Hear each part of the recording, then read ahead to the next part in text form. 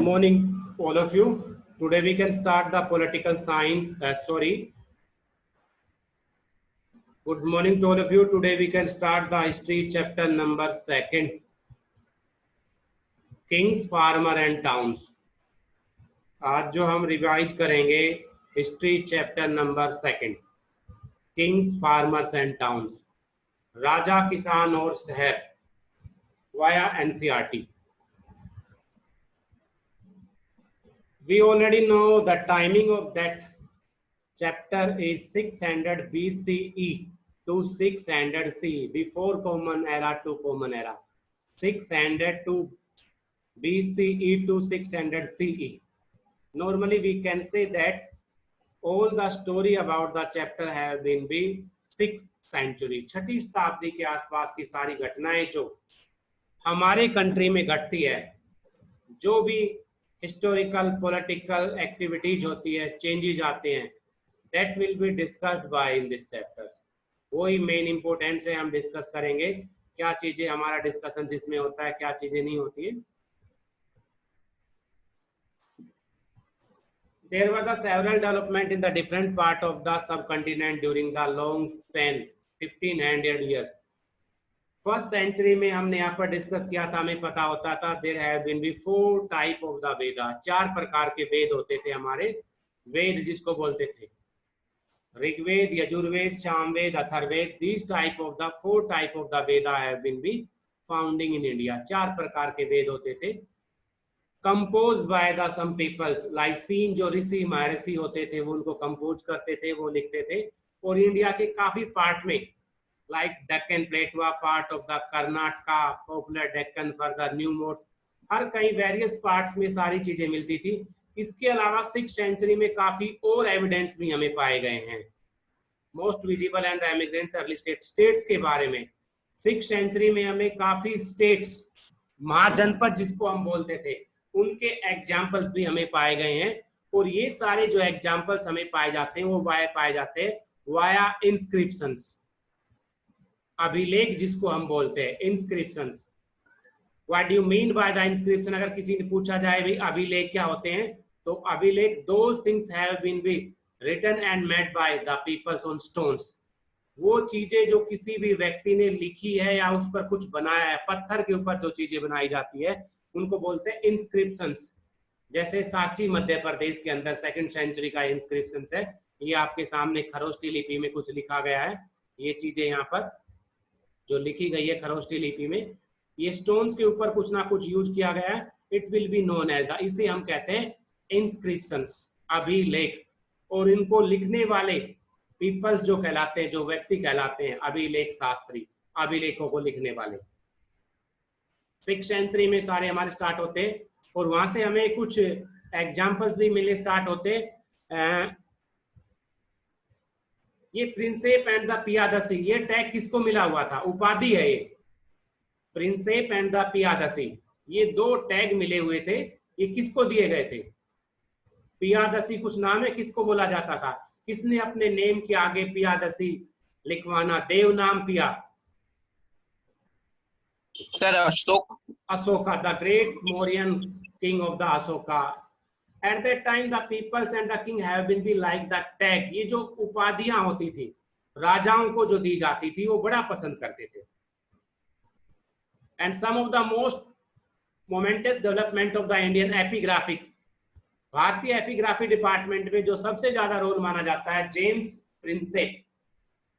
1 marks में काफी बार question आता हुआ James Prinsep. So here we can identify the answer. James Principe was an officer in the mint of the East India Company. Decipher of the Brahmi and the Khrosti. ये जो चीजें बस याद रखनी है. जेम्स प्रिंसिप एक वो अंग्रेज अधिकारी था जिसने सबसे पहली बार ब्राह्मी और खरोष्टी लिपि को जाना, या उसकी खोज की आप मान सकते हो या कह सकते हो उसको समझा. पहला कैंडिडेट था जेम्स प्रिंसेप, जिसने सबसे पहले खरोष्टी और जो ब्राह्मी लिपि, जो 2 लिपि, 2 स्क्रिप्ट पाई जाती थी हमारी अशोक मौर्यन डायनेस्टी के अंदर, उनको सबसे पहले अंडरस्टैंड करने का जो काम किया था वो जेम्स प्रिंसेप ने किया था. That was the main things about the Prinsep, कि वो इतना ज्यादा फेमस क्यों माना जाता था. He found the most of the mention as the king referred to a Piyadasi. उसने तब फाउंड किया या उसे पता चला कि ये चीजें क्या मीनिंग्स होता है पियादसी। उसने यहाँ पर अपनी स्क्रिप्ट में पाया गया he found that most of these mention as a king referred as a Piyadasi. उसने लगा कि इस खरोष्ठी लिपि में बहुत से राजा अपने आप अपने नेम के आगे एक वर्ड लगाते थे Piyadasi. And the meaning pleasant to the behold, there were the few inscription Piyadasi means favorite of everyone, यानी पियादसी उन सभी का फेवरेट प्रिय जो कैंडिडेट होता था राजा को बोला जाता था पियादसी। इस प्रकार के वो टैग लगवाते थे, टाइटल्स जो होते थे, जैसे महात्मा गांधी, जवाहरलाल नेहरू, नेहरू पीछे जो सरनेम होते थे वो चीजें लगवाना ये पसंद करते थे। Refer to the king as Ashoka, और ये देखो जो आपने अभी बताया ये राजा अशोक के लिए यूज की जाती थी। And most famous ruler known from the Buddhist text, और इसके बारे में इन वेदास इंस्क्रिप्शन के अलावा बुद्धिस्ट टेक्स्ट में भी अशोक के बारे में इंफॉर्मेशन दी गई है। जब हमारी क्रोनोलॉजी टाइप के क्वेश्चन एमसीक्यू आते हैं then examiner will be asking to, जब एग्जामिनर आपसे पूछता है कि अशोक के बारे में हमें सूचना किन किन सोर्स से मिलती है, यानी उन सोर्स या स्रोतों की इंफॉर्मेशन दीजिए जिनसे हमें अशोक के बारे में इंफॉर्मेशन मिलती है, then we can write here, तब हम इसके बारे में लिखेंगे बुद्धिस्ट टेक्स्ट, यानी बौद्ध धर्म की वो टेक्स्ट हैं, वो किताबें हैं, वो पुस्तकें हैं जो हमें अशोक के बारे में इंफॉर्मेशन देती है। This give the new direction the invention of the history of the Indian political, European and Indian scholars, ये सब कंटिनेंट्स के अंदर सारे लोग आते हैं। एंड इंस्क्रिप्शन, अभिलेख, अभी जो बताने लग रहे थे हमको, inscription are writing in the hard surface such as the stone, कोई हार्ड सरफेस हो गई लाइक स्टोन, पत्थर, कोई मेटल भी हो सकती है, कोई वुड भी हो सकती है, किसी भी जो हार्ड सरफेस होती है उसके ऊपर कुछ लिखना, स्टोन, मेटल और पोट्री, कोई पोट्री, कोई पोट वगैरह हो गया।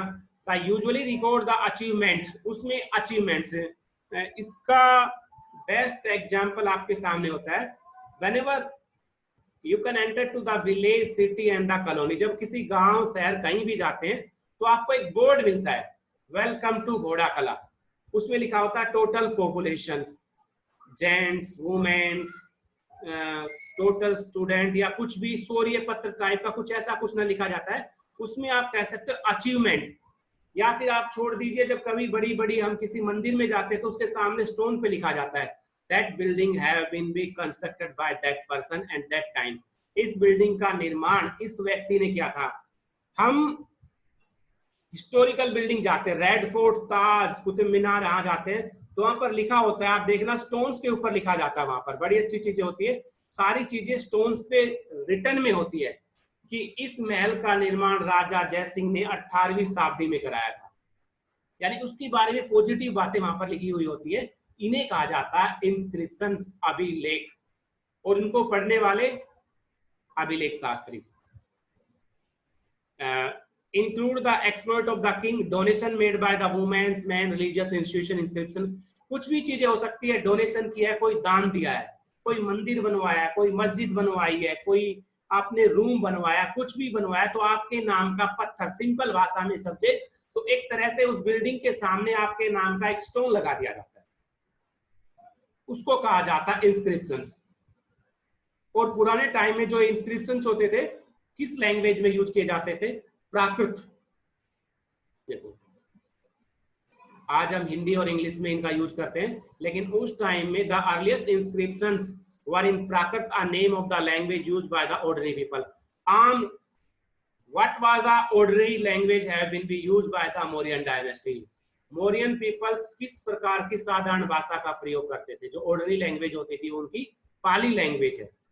नेम ऑफ द रूलर्स सच है द अजात शत्रु, अशोका, known from the प्राकृतिक text inscription have been felt in the प्राकृतिक फॉर्म ऑफ द चैप्टर। ये सारे अजात शत्रु है, बिंबिसार है, जो मौर्यन डायनेस्टी के अंदर बहुत अच्छे राजा हुए हैं, इन सभी ने अपने अपने टेक्स्ट को, इंस्क्रिप्शन को कहीं ना कहीं लिखवाया है।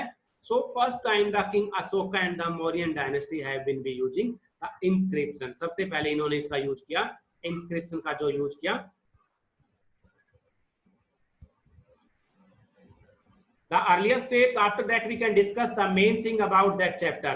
16 महाजनपदाज, सबको पहले भी बताएगा, रिविजन्स में भी पता, उस टाइम 16 महाजनपद होते थे। आपको मार्किंग भी करना अकॉर्डिंग टू मैप, वो बताएंगे। 16 महाजनपदा लाइक वज्जी, मगधा, कोसल, कुरु, Panchal, Gandhara, Avanti. These are the some famous Mahajanapada at that time. At the time of the practical examiner will be asking to you. वो भी पूछता जाता है कि भाई give the example of any महाजनपद, और एग्जाम में भी आपको लिखना होता है कि 16 महाजनपद में किन्हीं 4 का लिखे, 2 का नाम लिखे। And what do you mean by the mahajanapada, ये महाजनपद क्या होते थे, इन्हें क्यों कहा जाता था, इनका मीनिंग क्या है, डेफिनेशन अगर पूछा जाए तो देखिए 16 mahajanapada, this the list very most mahajanapada were ruled by the king. हर महाजनपद का अपना एक किंग होता था। वन थिंग्स अगर लाइनों में हम लिखे तो we can write every mahajanapada have their own king. हर महाजनपद का अपना एक राजा होता था। known by the Ganaj and the Sangh were the oligarchy where the people were the share the number of the men, often the cultivity called the rajas। oligarchy का मतलब होता था, हिंदी में इसको बोलते हैं वंशानुगत। After the grandfather the property have been transferred to father, after father the property have been transferred to son।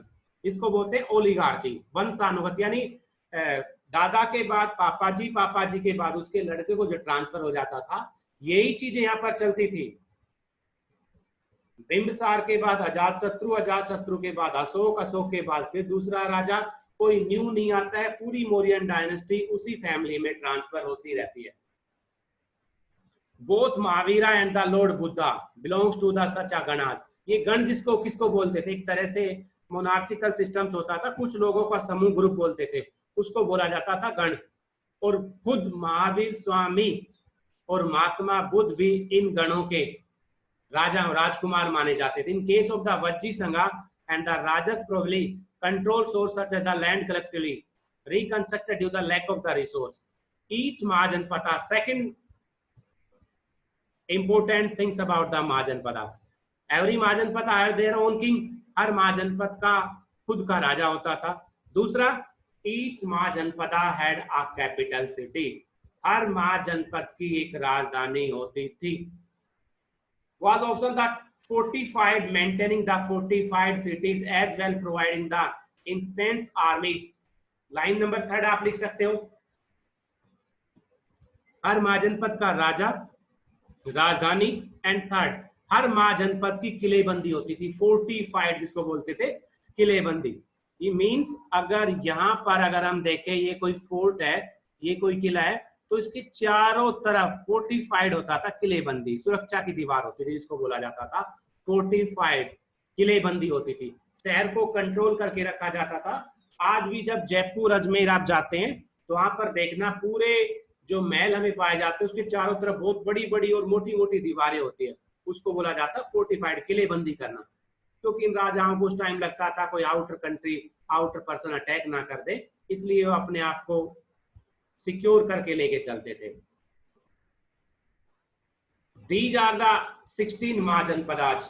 अगर हम बात करें आज मॉडर्न में इंडियन कंट्री की हम बात करें, तक्षशिला हमारा अफगानिस्तान में है, ये वाला हम यही पोर्शन हमारा जो इंडिया में आता है, तक्षशिला ये हमारा अफगानिस्तान में हो जाता है। गांधार भी हमारा अफगानिस्तान के अंदर होता है। Gandhara, everybody know the famous place of the Mahabharata में a ladies have been be belonging to the Gandhara. Mahabharata में एक लेडीज होती है जो गांधार से बिलोंग करती है। You know the name of that lady? Mahabharata Gandhari, Gandhari, the mother of the Duryodhana. Duryodhan की जो मम्मी होती है वो गांधारी, यहाँ की राजकुमारी होती है।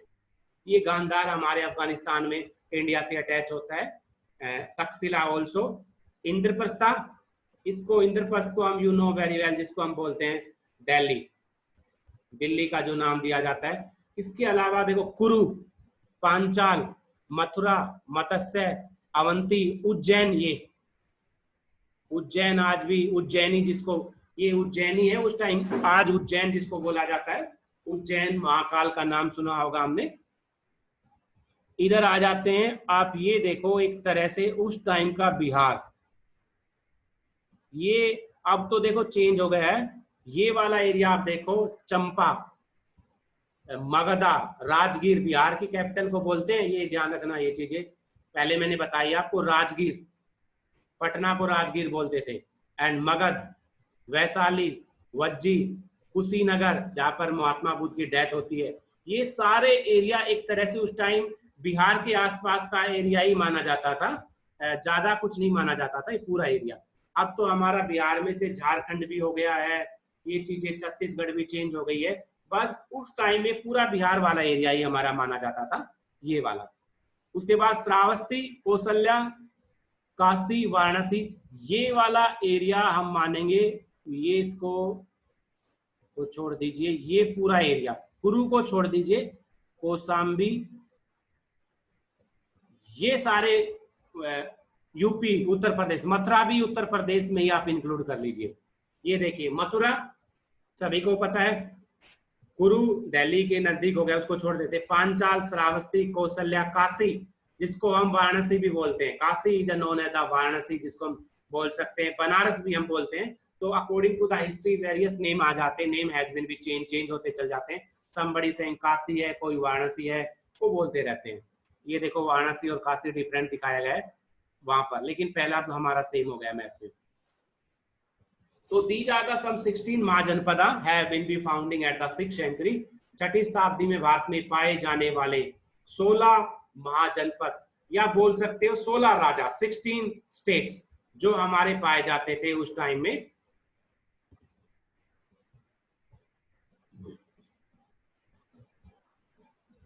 Brahmins began the composing Sanskrit text known as the, अब देर दो चीजें और यहाँ पर आती है, धर्म शास्त्र एंड धर्म सूत्रार्थ। इसमें क्वेश्चंस 1 मार्क्स से बड़े आते हैं। What do you mean by dharmashastra, what do you mean by the dharma sutra, ये क्या होते हैं? धर्म शास्त्र एंड धर्म सूत्र वो टेक्स्ट थे जिनको ब्राह्मणों ने संस्कृत में कंपोज किया, इतना याद रखे वैसा। On the 6th century Brahmins began to composing Sanskrit text, Sanskrit के जो टेक्स्ट लिखे गए ब्राह्मणों ने, उन्हें कहा जाता था धर्म सूत्रार्थ।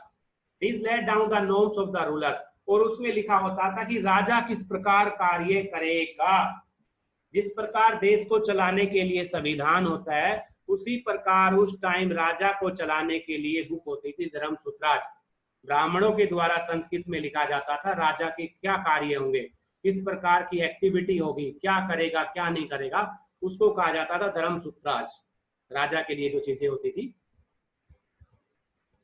Between the 6th and the 4th century Magadha, ये आज पहले ही मैं बता दिया, मगधा प्रेजेंट में बिहार है, मगध जो आज बिहार के अंदर है, began the most powerful Mahajanapada.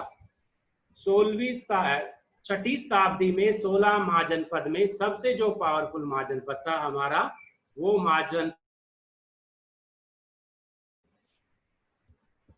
महाजनपद हमारा था Magadha.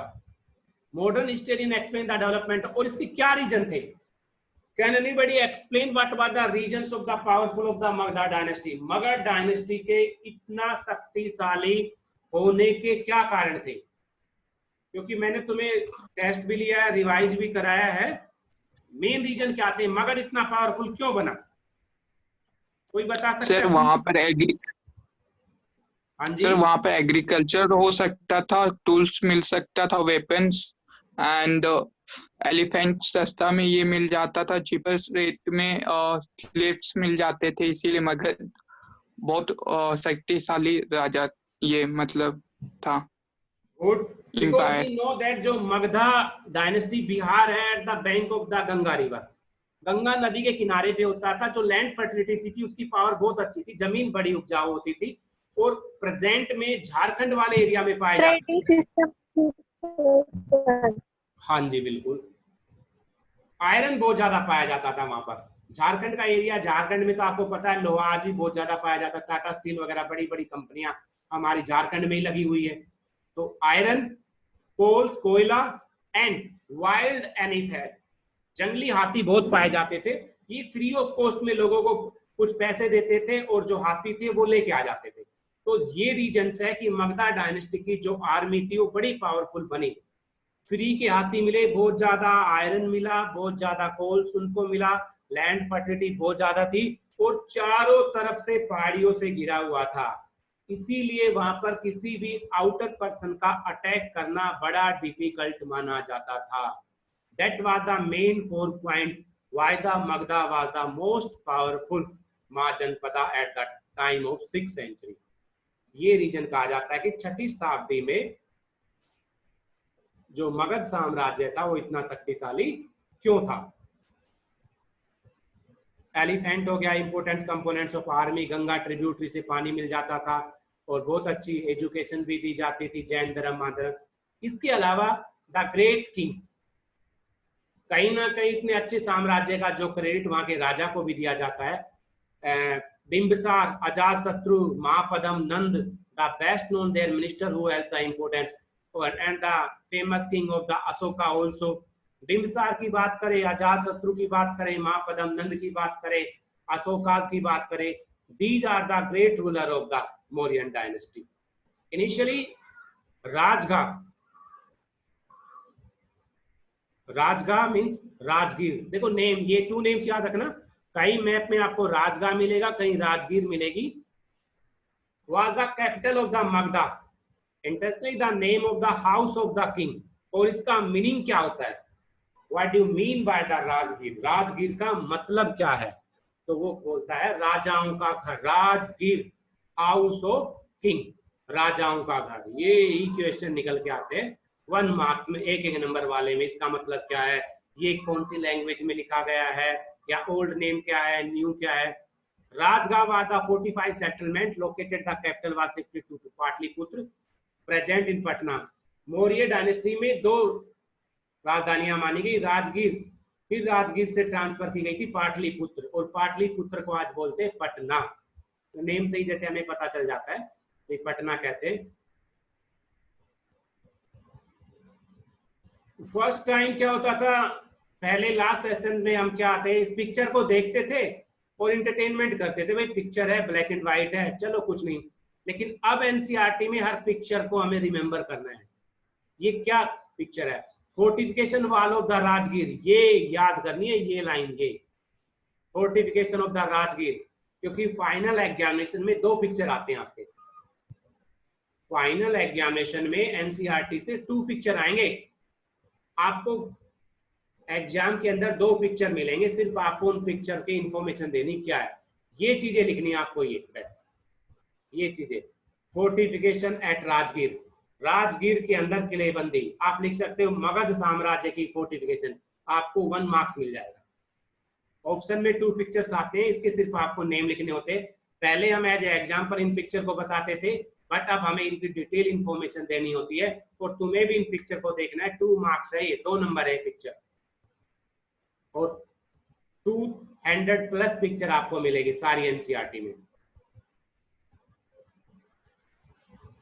The growth of the Magadha planted the immigrants of the Mauryans. Magadha जो डायनेस्टी की जो सबसे ज्यादा ग्रोथ होती है वो 300 सेंचुरी में होती है। Chandragupta Maurya, founder of the Mauryan empire, 321। Who was the founder of the Mauryan dynasty and when? Maurya साम्राज्य की स्थापना किसने और कब की? मौर्य साम्राज्य की स्थापना 321 में चंद्रगुप्त मौर्य ने की, और उसने मौर्यन डायनेस्टी को अफगानिस्तान, बलूचिस्तान, और बाद में उसके ग्रैंडसन अशोका ने, most famous ruler of the early India, conquered the Kalinga, और उसने अफगानिस्तान से लेकर कलिंगा तक, कलिंगा आज ओडिशा को बोला जाता है, वहां तक उसने अपने डायनेस्टी को फैलाया, साम्राज्य को। यानी पहले वो राजा थे जिन्होंने अपने डायनेस्टी को, आप देखिए अफगानिस्तान मैप के टॉप में होता है और नीचे ओडिशा बिल्कुल बॉटम में हमारा हो गया, तो कितना ज्यादा डायनेस्टी को स्प्रेड उन्होंने किया है, यानी हाई टू लो लेवल तक।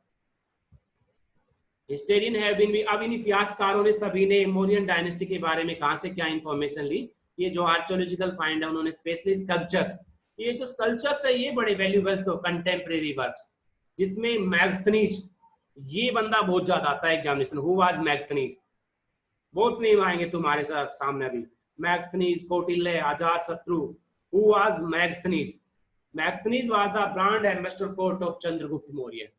चंद्रगुप्त मौर्य के साम्राज्य में एम्बेसडर का मतलब राजदूत, ग्रीक यूनान से आया हुआ एक राजदूत था मैक्सनीज। मैक्सनीज ने कौन सी बुक लिखी, याद है कुछ? कौन सी?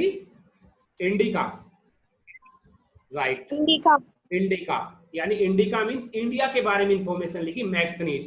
ही कैन राइट द बुक्स, जो उसने बुक लिखी Indica. Another source of the Arthashastra, and the Arthashastra किसने लिखी? ये बड़ी फेमस है, 2 नेम्स है इस कैंडिडेट के, इंडिका मैक्सनीज ने, एंड अर्थशास्त्र किसने लिखी?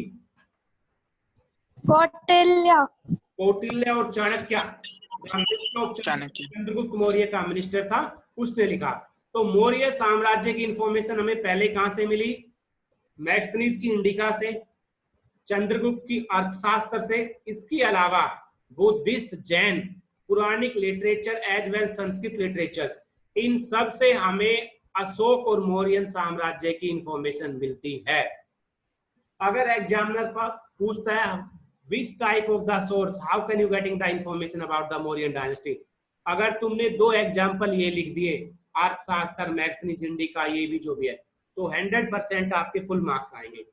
He wants the right fact चाहिए उसे, कहां से मिले वो चीजें चाहिए। ये नहीं लिख सकते आंसर, ये भी हो सकता है कि हमें मौर्यन साम्राज्य की सूचनाएं पत्रों से मिली, पहाड़ों से मिली, किताबों से मिली, तो भेज तो दियो तो, and that type of the information are giving to you only 1 or 2 marks, कि हमने बहुत से लोगों ने हमें बताया उसके बारे में, हमें किताब पढ़ी हमने तो उसके बारे में हमें बारे में मिली, या फिर हम कह सकते हैं कि जैसे एनसीईआरटी के द्वारा हमें इसके बारे में कर लो है गोरी। But exactly we are wanting, तो जो हमें चाहिए कि हमें बुक्स के जो नेम है वो लिखने हैं, चाहे इंडिका है, अर्थशास्त्र है, एंड जैन और बौद्ध धर्म की जो बुक्स वगैरह है, ये वो सारी चीजें हैं जो हमें बुद्धिस्ट की इंफॉर्मेशन देती है। एडमिनिस्ट्रेशन ऑफ द एम्पायर्स, अब अशोक के टाइम में कुछ सिटीज बनाए उसने, प्रोविनेंशियल्स जिसको सेंटर्स बोलते हैं। प्रोविनेंशियल का मतलब है प्रांत, जो बड़े फेमस थे। 5 मेजर प्रोविनेंशियल्स हैं। 8 मार्क्स में आपका क्वेश्चन आता है, explain the administration system of the Mauryan dynasty.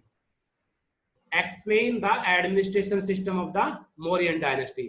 Mauryan dynasty के प्रशासनिक सिस्टम को एक्सप्लेन करें। जब एडमिनिस्ट्रेशन सिस्टम को हम एक्सप्लेन करेंगे, 1 बाय 1 हम पॉइंटों में ही एक्सप्लेन करेंगे, हम A, B, C, D, because we are the historian.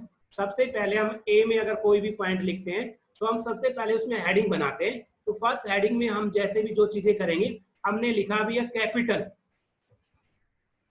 की राजधानी, हमने उसको अंडरलाइन किया, then we can explain the capitals. The capitals Pataliputra and the prominent centre of the, जो मेन थे, Takshashila, Ujjaini, Tosali, Swarnagiri, all mention in the Ashoka inscriptions. अब इनके बारे में हमें सारी इंफॉर्मेशन कहां से मिलती है? अशोका का जो इंस्क्रिप्शंस है अभी लेके, वो सारी सिटीज के बारे में हमें बता रहा है। if we examine the content these inscription, we find the virtually the same message in all the everywhere। so सारी चीजें प्रेजेंट में आज भी, एट प्रेजेंट 2020 आज भी ये सारी इंफॉर्मेशन हमें अशोका की इंस्क्रिप्शन में मिलती है। चाहे सांची का सारनाथ हो, चाहे उत्तराखंड के अंदर, पाकिस्तान के अंदर इंफॉर्मेशन मिलती है। ये चीजें हम देखें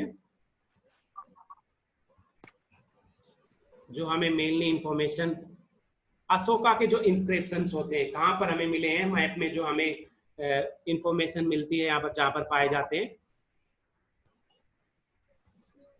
रेड कलर वाले हमारे मेजर्स पाए जाते हैं जो बड़े फेमस है, और नॉर्मली मैप में हमारे मेजर इंस्क्रिप्शन ही पाए जाते हैं, यानी जो मेन मेजर्स है। Girnar, I think in the 10th SST everybody know about the गिर। गिर किस लिए फेमस है? गुजरात में गिर, नार को हटा दीजिए, व्हाई द गिर हैव बीन बी फेमस, पता है? आपकी आवाज नहीं आ रही है। हेलो, साउंड नहीं आ रही क्या?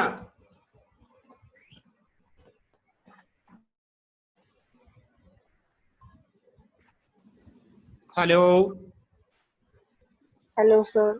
हाँ जी, गिर गुजरात के लिए फेमस माना जाता है, गिर टाइगर्स के लिए। एंड वहीं पर अशोक ने अपना इंस्क्रिप्शन बनाया गिरनार। सर आवाज क्लियर नहीं।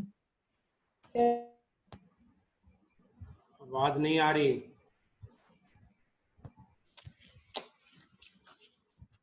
Hello hello. After that Kalsi the famous and the Gandhar second famous and Sisupalgarh in Odisha and Kalinga, that is the Kalinga, जो कलिंगा हम नॉर्मली करते हैं, the capital of the Odisha and the last battle between the Ashok and the king of the Kaling, Odisha और जो राजा के बीच में लड़ाई लड़ी गई थी, that was the last battles.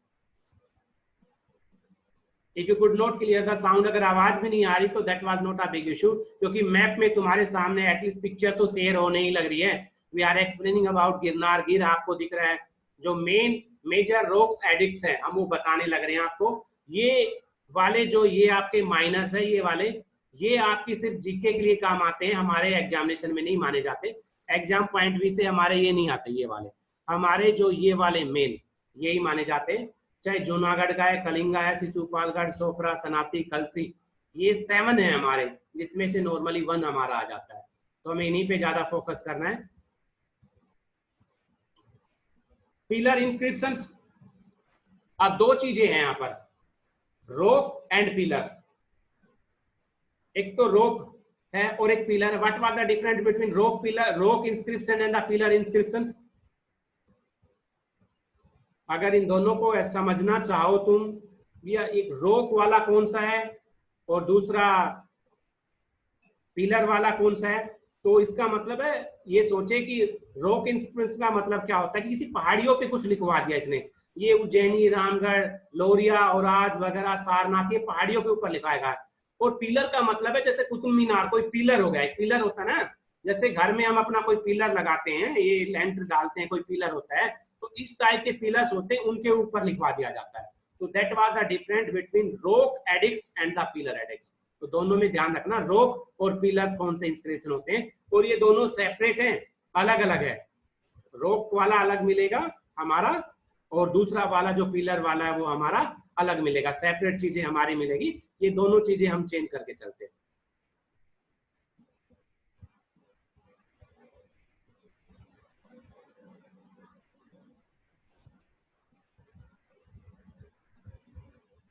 Last 2 minutes have been be remaining, तो आफ्टर दैट हम इससे पहले लास्ट 2 minutes में क्लोज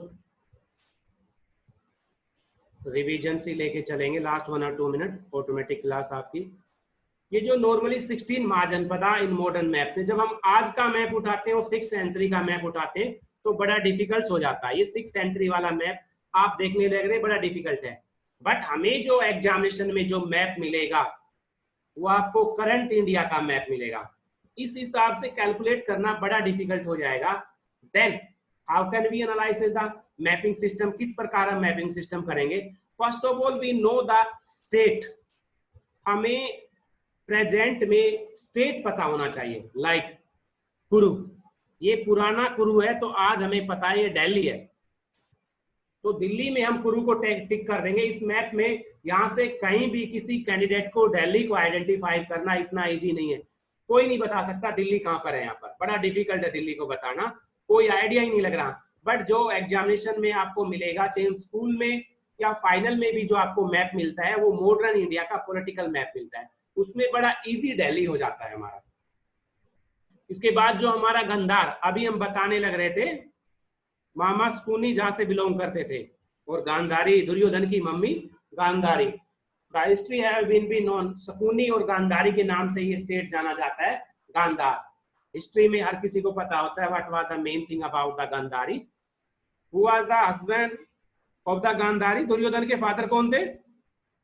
धृतराष्ट्र। धृतराष्ट्र।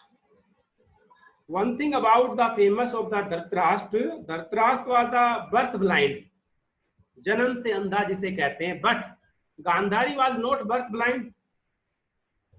इतिहास कहता है कि जो धृतराष्ट्र है वो जन्म से अंधे होते हैं, लेकिन गांधारी होती है वो बर्थ ब्लाइंड नहीं होती, but still she wants to put, वो अपने अपने आंखों पर पट्टी या जो भी आंखें नहीं खोलना चाहती। What was the reasons back behind this? क्या रीजंस होता है? because at that time of the 6th century she wants to the respect their husband, वो अपने हस्बैंड की बड़ी रेस्पेक्ट देना चाहती है, एंड सी वांट्स, उसको फील हुआ कि देखो मेरे हस्बैंड जो बर्थ ब्लाइंड है, तो मैं भी, वो कसमे वादे बड़े चलते थे, वो भी एंड ऑफ द लाइफ, जब तक मैं जिंदा रहूंगी तब तक मैं अपनी आंखों को ओपन नहीं करूंगी, और वो पट्टी बांध लेती है, और उसका इम्पैक्ट लास्ट में जाके जब बैटल कंप्लीट हो जाता है, वो दुर्योधन पर एक एक्सपेरिमेंट करती है। जब हम आगे आपको बताएंगे, जब महाभारत वाला आता है, उसमें इसको सारा एक्सप्लेनेशन आपको दिया जाएगा, किस प्रकार क्या चीजें हमें इसमें